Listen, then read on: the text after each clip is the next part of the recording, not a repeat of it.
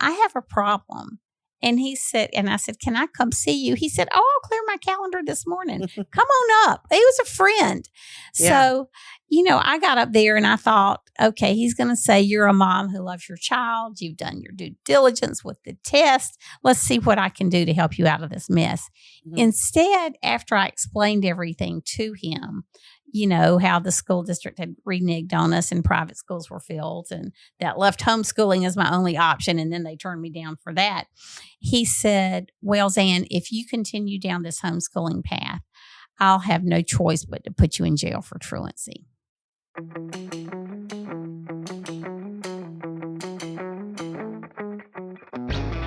From the Florida Parent Educators Association, home of the largest homeschool convention in America, this is the Not by the Book podcast. I'm your host, FPEA Chairman Suzanne Nunn, and together we will hear from guests who share their journey to who and where they are today. Each one of them at some point left the expected path, ripped the page out of the book that says you have to do it like this, and made their own way. I hope these conversations inspire you as much as they do me. In this episode, I speak with Zan Tyler, popular homeschool speaker and author. We talk about her amazing story of how she started homeschooling, almost landed in jail, and ultimately battled for homeschooling freedom and the establishment of landmark homeschool legislation in South Carolina. Zan and I talk about how her journey has convinced her that a parent should never have to homeschool alone without the freedoms, tools, and encouragement they need to be successful. Hey, Zan, how are you doing? Oh, I'm great, Suzanne. It's so good to be here with you on this podcast. I love the name, by the way. We like it. And I'm excited because I think that, it'll be interesting for people to hear some of the little ins and outs of how Zan Tyler became a known name in the homeschooling community and in your community and in your state and just across the nation. I mean, for the things that you've done and how you got there. So I think that there's a really interesting story to tell. And to begin with, I kind of want to go back a little ways and have you tell us a little bit about Zan growing up, where you lived, what your family was like, what that dynamic looked like. Well, I grew up in Columbia, South Carolina, and lived here all of my life, except for the 4 years I spent at Furman University in Greenville. And then after Joe and I got married, we lived in Philadelphia for a year or so and Andover, Massachusetts for a year or so. But until then, I was just a hometown girl. I have 2 sisters and I had 2 wonderful parents growing up. So I was the middle child and the overachiever. Now, I can't imagine that at all.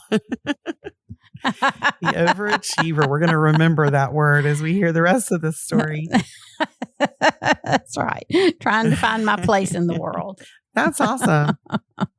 So you grew up, had a good home. Your dad was involved in a lot of things around the state of South Carolina. Can you give us a little bit of background on that? Yeah. My dad was a force to be reckoned with, but he was the ultimate networker. He got his law degree from the University of South Carolina after fighting in World War II. So he went on the GI Bill, married my mom right after the war. And so he practiced law for a while and then just had a chance. This tells a little bit about who he is. Mortgage insurance used to only be in the public sector. And then a friend of Dad started MGIC, Mortgage Guarantee Insurance Corporation, back in the 60s, I want to say. And it was the first time he had to go to Congress to get the idea chartered. Max Carl did. And Dad was one of his first 10 employees. And so it was a groundbreaking thought to have private mortgage insurance. And so that's where Dad spent the last part of his career. But he was very civically involved. My sister had been born with a lot of congenital heart disease. And she was one of the first children in the world to have open heart surgery, actually, and at Johns Hopkins. And so Dad got real involved and interested in healthcare. And so he was the chairman of the board of the Baptist Medical Center in Columbia for many, many years, probably 25 years, and was even voted as the most significant layman in medicine in Columbia one year. And he was real involved in his church. He just took a leadership position in anything he was involved in. And that's an important part of your story. I think that so often, the people who are our role models in our life and those who raise us and those who we watch are people who can inspire us to do the things we do, even if it seems a little bit crazy, right? Because that's how maybe they did things too. Okay, so you went to Furman, graduated, you and Joe got married and had a family. Tell us a little bit about that, those years. Okay. Well, I feel like sometimes I was the original COVID schooler because I had no vision for it, no thought of it. As a matter of fact, when I was in college, there were two things I said I would never do, teach or have kids. And so I was going to go to law school, and that was the plan. And Dad had been a lawyer, and I always thought maybe I could talk him into going back into private practice. As a teenager, you have a lot of dreams. But I was a Christian at the time, but I was really committed to having a career. And then Joe proposed to me my junior year in college and kind of ruined that life plan, for which I'll be eternally grateful. And so we had Ty and John both by the time our third anniversary rolled around. And then because I had been so committed to not knowing anything about education, when Ty just was the last person in his kindergarten class to read, it just threw me into a tailspin. Now I know nothing to worry about. But then, I'm a 27-year-old mom with this 5-year-old, and I didn't know what that meant. So, but I was a stay-at-home mom. The kids were in preschool and kindergarten. And then I was a girl I used to meet with. She and her husband were preparing for the mission field, but she was several years older than I was at the time and had taught in public schools. And she said, Zan, her son Nat was 3. My boys were 4 and 6. And she said, I'm going to homeschool Nat. And here's a book you should read by Dr. Raymond Moore, Homegrown Kids. And oh man, that rocked my world. I thought that was the craziest thing I had ever heard of. It was 1984. So I didn't know anybody in the world who homeschooled. That's amazing. That's an interesting thought, when you're thinking about 1984. And it was like that. You didn't hear about homeschooling, didn't know anybody that homeschooled. It was an unusual thought to the mainstream, line of educational thinking, right? It was an unusual thought. So you read the book. The book kind of rocked your world, and you decided to do this thing. Well, sort of. I read the book and I thought, this is such an amazing concept where children and parents work together, and you focused on service and interest, and you had time out of school. I mean, so much time out of school, quote school, because it only takes 2.5 or 3 hours a day to accomplish at home what it does to accomplish in a classroom. And I mean, I'm thinking, because I was really a slave to grades in school, both before college and in college. And so, this was like, whoa. But the more I thought about it, I thought, I just cannot do this. I mean, Suzanne, this is before the days of the internet. Yeah. And so you couldn't go online and say, hey, Google, tell me about homeschooling or where to find them. And I couldn't find anybody in the state who homeschooled anyway. And I couldn't, finally, so I decided against it. My school district had told me, because I had tested, that I could hold them back a year. Then they changed their mind and said, you've got to put him in first grade. Well, I knew I wasn't going to do that. I knew Ty wasn't ready for that. And so private schools were filled. Public school was no longer an option. And so homeschooling by default, I feel like God really just backed me into a corner and said, yes, you're going to do this.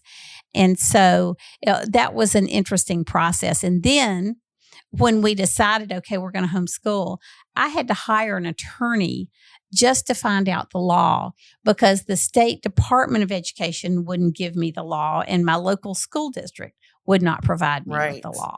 That's crazy. So you found an attorney, you understood the law going into it, and then you started homeschooling. Somewhat. Well, I applied to the local school board. I followed the letter of the law. They turned me down. They said no.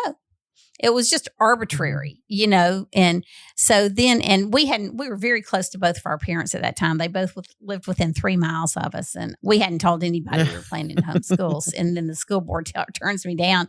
So I called my attorney, and he said, Zan, you've got to apply now to the State Board of Education, who's just going to put a rubber stamp on what the school board did. And I said, what happens then? And he said, you end up in family court. And I'm thinking, great, this is exactly why I didn't want to homeschool. And so I had this brainstorm in July when I'm getting ready for this hearing at the State Board of Education. And the state superintendent of education, Charlie Williams, had been a friend of my mom's, and he had observed my mother's public school classroom. She was a great teacher when he was getting his PhD. So I knew him too, because at the end of every school day, I'd go in while Mom was packing up her books and getting ready to go home and visit with Mr. Williams, who is now a doctor. Yeah. So I called him up and I said, Dr. Williams, this is Zan Tyler, Sybil Peters' daughter. I have a problem. And he said, and I said, can I come see you? He said, I'll clear my calendar this morning. Come on up. He was a friend. Yeah. So, I got up there and I thought, okay, he's going to say you're a mom who loves your child. You've done your due diligence with the test. Let's see what I can do to help you out of this mess. Instead, after I explained everything to him, how the school district had reneged on us and private schools were filled, and that left homeschooling as my only option. And then they turned me down for that. He said, well, Zan, if you continue down this homeschooling path, I'll have no choice but to put you in jail for truancy. That is insane, right? A friend, not only somebody just, in the school system, but a friend. That's crazy. And so you could have blown me over with a feather. And I remember hearing this voice. I mean, I was really in shock because it was not an idle threat. Here's a man who has the power to carry out through whatever agency he needs the threat he just made, Right. And I'm thinking, whoa, jail. Is this really America? This is all the things going through my mind, Yeah. And so I hear this voice in his office saying, well, Dr. Williams, you'll just have to put me in jail then. And I'm kind of looking around to see if there's anybody in there besides me. It was just me. And I realized I had said that sort of just as my natural response, a little unwittingly, but I got up. So I got up and left. I had my composure at that time. Then I decided I needed to go see my parents and tell my dad. The newspaper wouldn't say the next week when I went to jail, it wouldn't say peon homeschool mom Zan Tyler goes to jail. It would say John Peters' daughter goes to jail. So I thought, well, I should at least give them the courtesy of the heads up. Hey, Mom and Dad, next week I'm going to jail. Wow. So that was how we got started in homeschooling. That's amazing. So I'm sure were your parents pretty supportive at that point? I know it was actually, I would have loved to have been a fly on the wall after I left their house because Suzanne, I mean, I can't tell you, it's not that homeschooling was an unusual thought. It was that it was no thought. Right. Nobody had ever heard of it. Right. It wasn't like, are you for it or against it? It's just like, what is it? Yes. And it just wasn't a thing. And so I went by and I saw my parents and I said, Mom and Dad, I'm going to homeschool Ty this year. Mom was a teacher. And I said, here's my research, which was this little itty bitty pamphlet. And I said, I'm be glad for all the research that's been done now. And I said, Daddy, here are my legal briefs. And Charlie Williams just threatened to put me in jail. And at that point, I'm just hysterical. And I mean, we didn't talk about what homeschooling was. I mean, it was obvious the kids weren't going to school, but at that point in time, they knew just about as much about it as I did. Right, right. And so, but my dad called me back later. And, he and mom were the only two people in the world besides Joe that supported me. Everybody else, people in the neighborhood wouldn't let their kids play with our kids. People at church, some people at church wouldn't speak to us. It was a little bit of a nightmare. We had family members who wouldn't speak to us for a little bit. And it was really hard. It was awful. Well, it's unfortunate, but true. I think, you were stepping into this in a time, like you're saying, it was not even understood. Mm-hmm. Homeschooling wasn't even really a thought. It wasn't one of the options. That's right. There. It wasn't a thought. And, your parents, even after the initial shock, maybe, were supportive of you. And that's awesome, because even today, when it is an option and there is a lot of research and there is, a lot of support to show homeschooling is a very effective means of education for our children, even today, moms will worry about the same thing. Like, what is my family going to say? Am I going to get the support that I need? Are my kids going to fit in with their friends? There's so many questions. And, I think that it's encouraging to hear, that's nothing new. It's something that homeschooling moms and parents have dealt with from the very beginning for different reasons. But, you don't have to have the whole world behind you. You just need the support of, a few people, or, just your spouse, whoever it might be, to come along and support you when you know that what you're doing is the right thing for your child. And so it's encouraging, I think, to hear that even in the mix of all of the newness of homeschooling, your parents came along and were supportive. And so then let's fast forward a little bit. So you start homeschooling in the mix of the crazy. You deal with a lot of things happening in your world around you, where people are, rejecting what you're choosing to do. How do you respond to that? How do your kids respond to that at that point? This is what's so interesting, Suzanne. It was really, that first year of homeschooling was an awful year when I look at what was happening to me outside of our home. We lived in a little quiet cul-de-sac neighborhood, and there'd be a policeman every day who'd ride up and down our road. I don't ever remember seeing a policeman in the neighborhood before, to make sure the kids were inside and my car was in the driveway. And I would get threatening phone calls. As a matter of fact, we were some of the first people in the world to get caller ID when it came out from Bell South. Joe said, "You are so paranoid."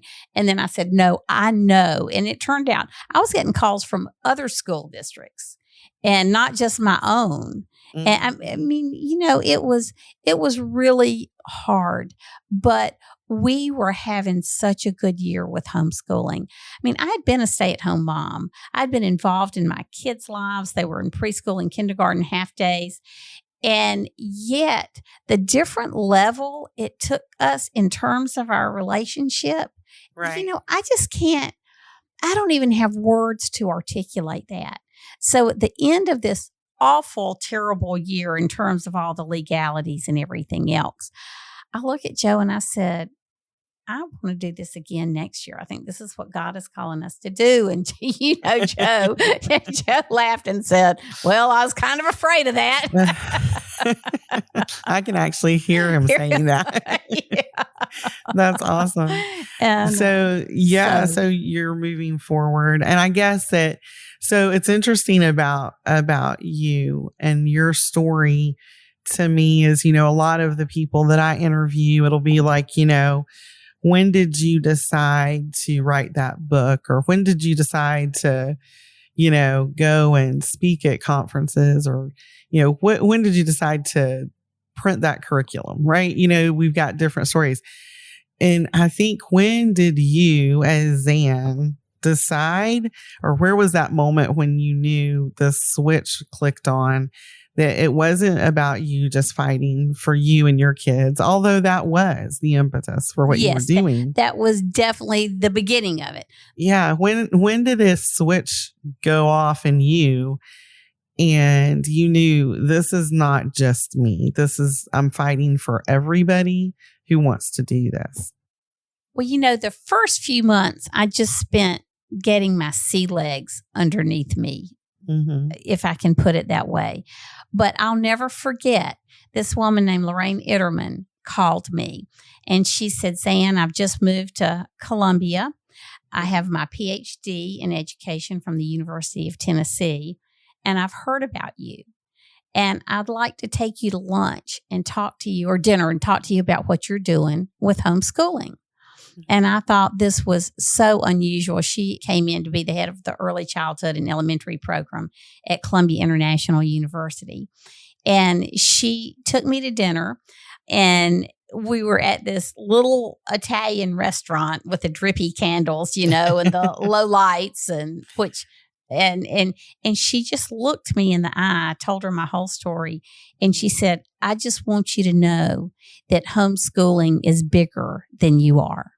And God is in this, and He will take care of you. But there's work to do in homeschooling. Yeah. And it was the first, it was just a very simple statement, but it was the first time it took me outside of myself to look at something bigger, and then we started getting phone calls from people, and we had a little Tandy 1000. Joe was keeping a database, and most of the calls we got were from attorneys and literary institutes in other states, literacy institutes in other states, just wanting to know about homeschooling and how it was going. And then we started getting calls from people who were interested in homeschooling themselves. And so it was sort of this very slow, organic growth.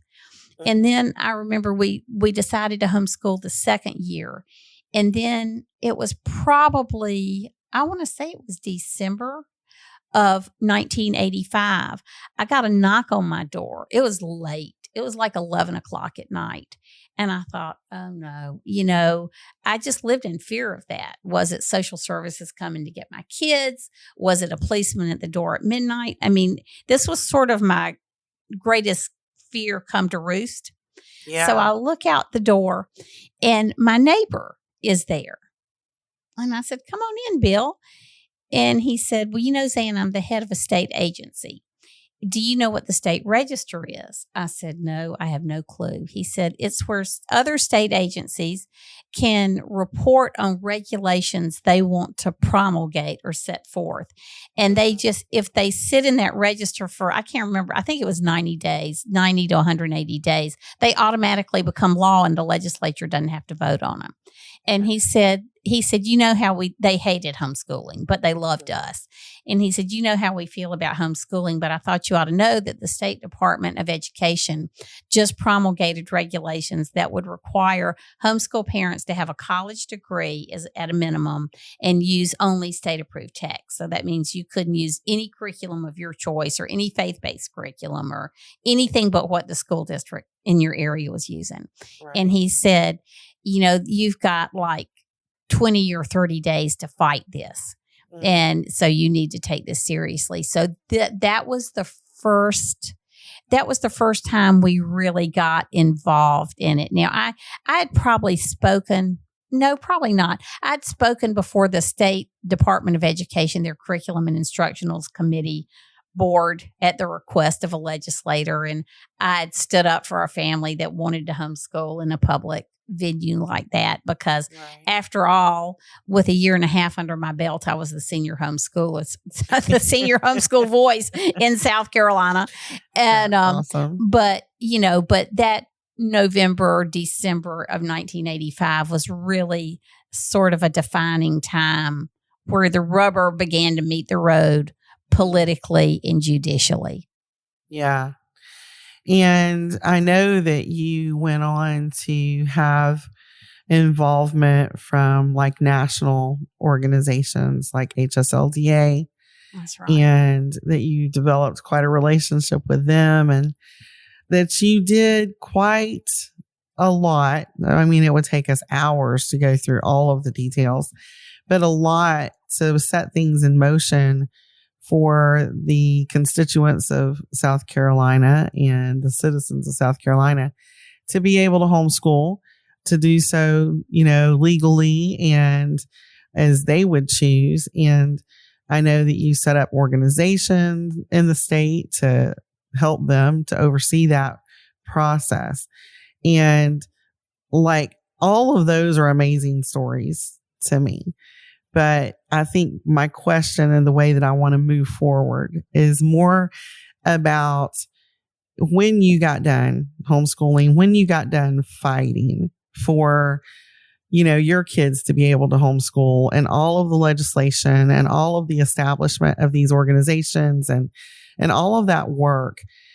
When did you decide, or how did you decide that you were going to continue this work and continue speaking into the hearts of moms and parents who wanted to homeschool?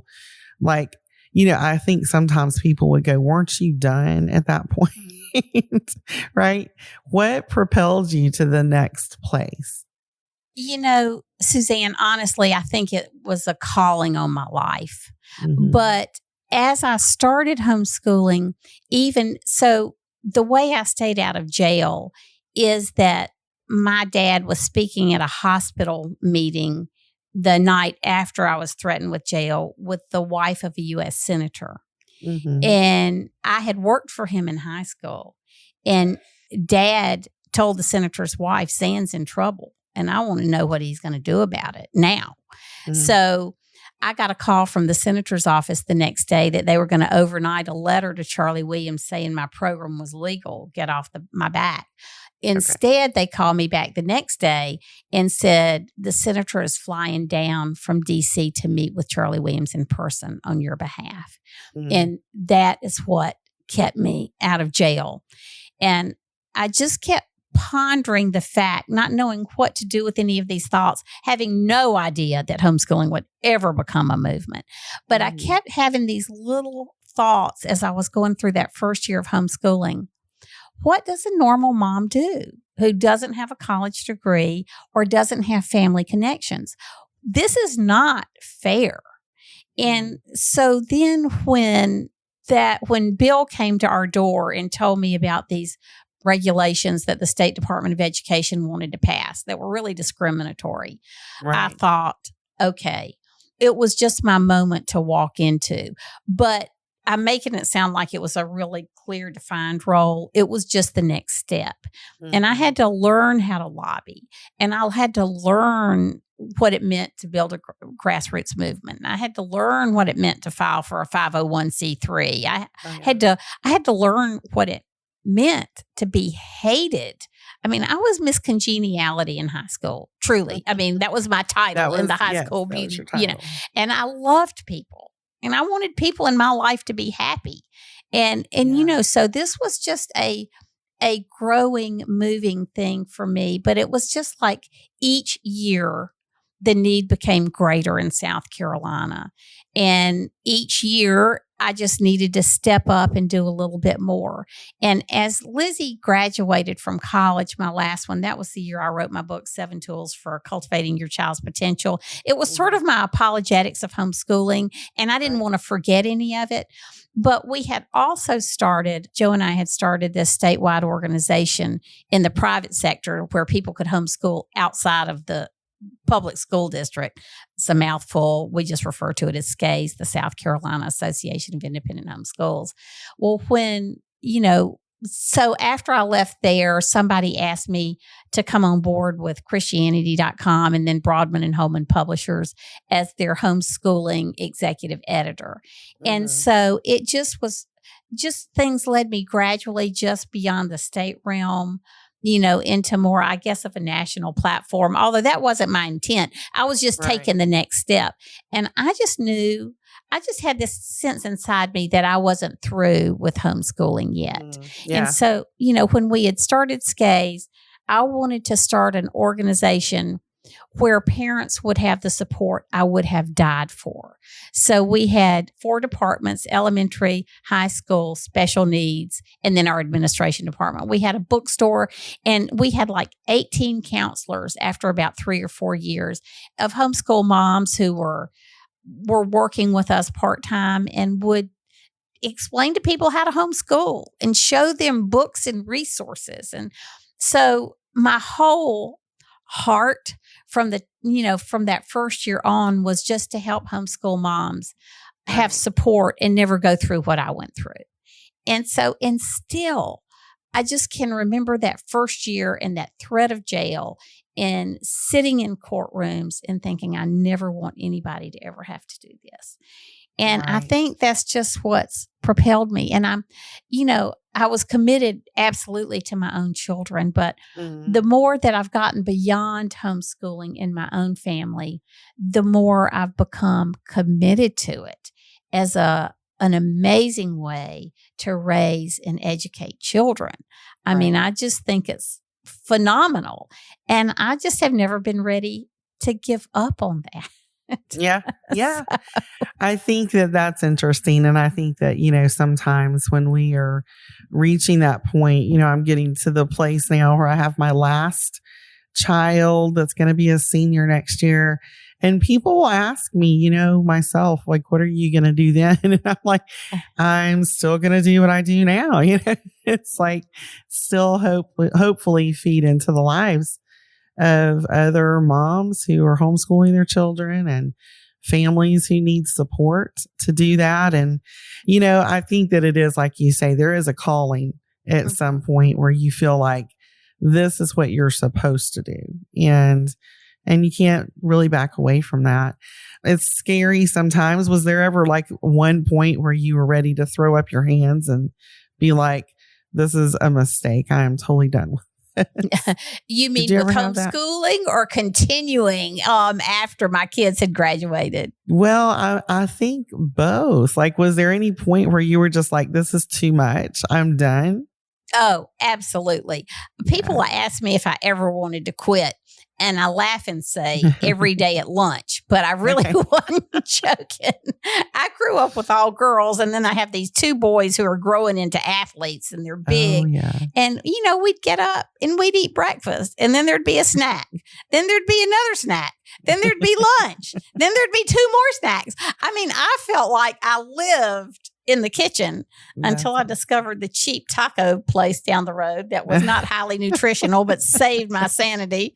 And I can remember going there for lunch 2 or 3 days a week. And this person said to me, I thought you homeschooled. I said, yeah, but don't you know every school has a bad cafeteria? That's great. That's a great response right there.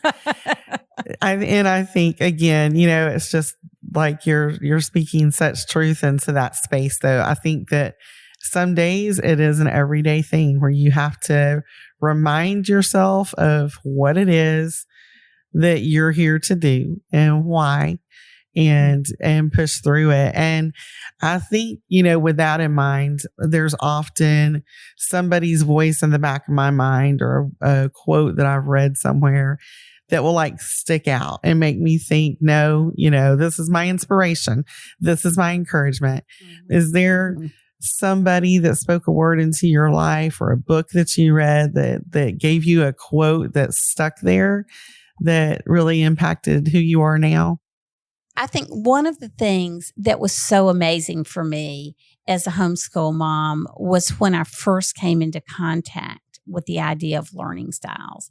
And it's an out-of-print book. I mean, this was 1984, 1985, and learning styles like homeschooling were really just coming into vogue. Right. And I read this book, Growing Up Learning by Walter Barb, who was a PhD. I don't know if he was a college professor or if he was in education K through 12. Mm-hmm. But he talked about auditory, kinesthetic, and visual learning styles. And Ty was definitely auditory kinesthetic. He taught by learning and moving. and talking, all of which are unacceptable behaviors in a classroom. So when I understood that and I read that book, I thought, bingo. I used to think something was wrong with me that I couldn't get him to sit still and quiet. But God didn't make Ty to be still and quiet. I knew he's either going to be a pastor, evangelist, or he was going to be a salesman. And he's a great salesman today who shares the gospel in season and out of season. And yet he makes his living by talking and moving.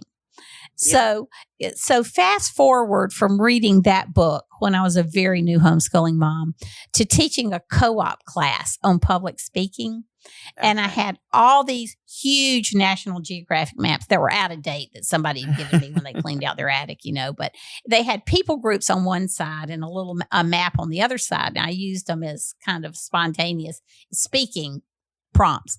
So at the end of the class, I have no spatial relationships. I'm folding up these maps. It's ridiculous. They're coming out about this thick. And this little 13-year-old, Shane, comes up to me and he says, Miss Tyler, you got to fold them. He said, give me those maps. I can fold them up. So he folds them up in nothing flat. They're sleek and thin, and the next class can come in. And I said, Shane, honey, how did you do that? And he said, Miss Tyler, you got to fold them the way they're bent. And Suzanne, at that point in time, I was reading a book by Chuck Swindoll. And this is what he said. So this is the quote I want to read to you. He was talking about the verse, teach a youth about the way he should go. Even when he is old, he will not depart from it. Swindoll says, we might paraphrase the verse to read, adapt the training of your children so that it is in keeping with their individual gifts or bents, the God-given characteristics built into them at birth. When maturity comes, they will not leave the training they have received. So this is my greatest encouragement I think I had next to scripture, of course. And it's my encouragement to you as homeschool moms and dads. Study your children. Figure out the way God has bent them and work with that. Fold them the way they're bent. Don't insist that they be somebody that they were never meant to be, but work with their learning styles and their interests and their passions and their weaknesses, all of those things. And then homeschooling can really be a joy and a true cutting edge education instead of a burden you feel every day. That's phenomenal. I want to go back and say from the mouths of babes, right? Yes. You got to fold them the way they're bent. I love that. I love that. Simple, but brilliant. Simple, but true. Very true. Well, what can you tell us about what you're doing right now? Anything exciting you want to share, or anything that you feel is the next step that you want to push into? Well, I actually love what I'm doing right now. A consultant with BJU Press Homeschool, and really an ambassador maybe is a better word. And so they just sponsor me to travel and speak at conferences all over the country, and so that the conference doesn't have to absorb that cost. And so I'm speaking at a lot of conferences. I'm speaking at a lot of Capital Days that are dedicated to homeschool freedom, which I love. And through BJU Press Homeschool, I've written a little book called Refined, One Homeschool Mom's Call to Trust. And so I use it as a basis for doing homeschool mom retreats. And then I just give that book out as I speak. You can't buy it. It's just a gift when I'm speaking somewhere or doing a retreat. So I just love, and I'm speaking at a lot of homeschool leadership conferences. So I love this opportunity in this phase in life where I homeschooled for 21 years. I'm not homeschooling. I have grandkids that are being homeschooled, which I love, but I love the freedom that we have to travel and see homeschool moms and dads all over the country and speak into different aspects of their lives and different aspects of homeschooling, from the Capital Days to conferences to leadership forums to women's retreats. Some days I feel like I have died and gone to heaven because it makes a world of difference when you love what you're doing, right? I just love it. And the podcast, I have a podcast that you're getting ready to record with me, the Zan Tyler podcast on all things homeschooling. And so I'm so grateful to the Lord. I'm so grateful to BJU Press Homeschool and my husband, and just for this opportunity in my life to encourage moms and dads that what you're doing is significant. It's not only good for your children, it's good for the culture, and it's good for their eternity. And so it's kingdom building work, on top of everything else. So I just, I love these moms and dads, and I love just from afar, but I've got a heart for what they're doing. And it's just my greatest joy to be able to maybe serve them. And you do that very well. I can say from my own personal experience and how I was first introduced to you a number of years ago. And then, but also just my personal relationship with you, that, you are one of the most encouraging and supportive influences in my life. And I appreciate that.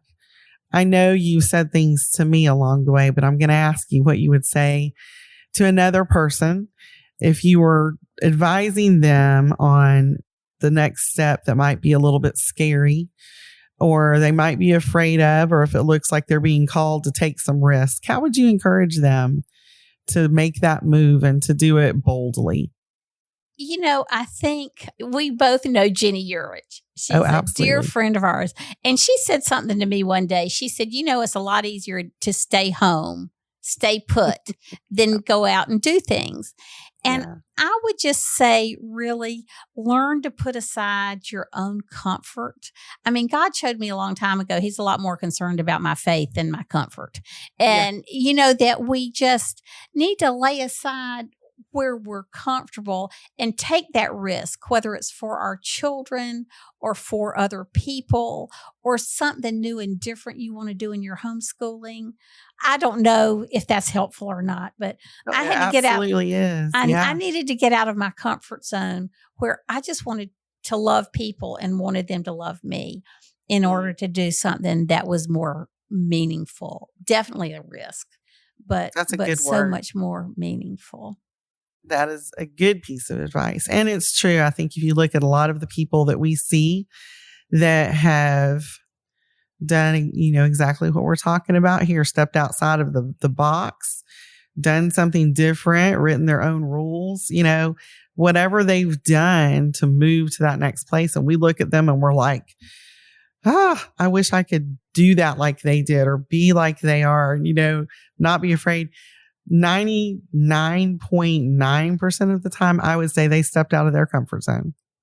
Right? Boy, so that's that is word. Right. It is not the absence of fear that makes you courageous. It is moving on in spite of your fear and your misgivings and everything else. Right. Well, thank you so much, Zan. Like you said, there's multiple places that, people who are listening today can connect with you. You have the Zan Tyler podcast, and you speak around the country. Anybody that wants to hear sessions that you've done at FPEA can always go to FPEA.com and find those that you've done in the past. And they can join us at our convention coming up every May and hear you speak in person. So lots of ways to connect with you. And I thank you for joining, sharing encouragement, and sharing your story with us, and telling us just, one more way that we can choose to live our lives not by the book. Thanks for listening to the Not by the Book podcast from the Florida Parent Educators Association. To learn more about homeschooling in Florida, or to find resources to help you on this amazing journey, visit our website at fpea.com. If you have any suggestions for future guests, contact me, Suzanne, at notbythebook@fpea.com. Thanks again for listening, and be inspired to live your life not by the book.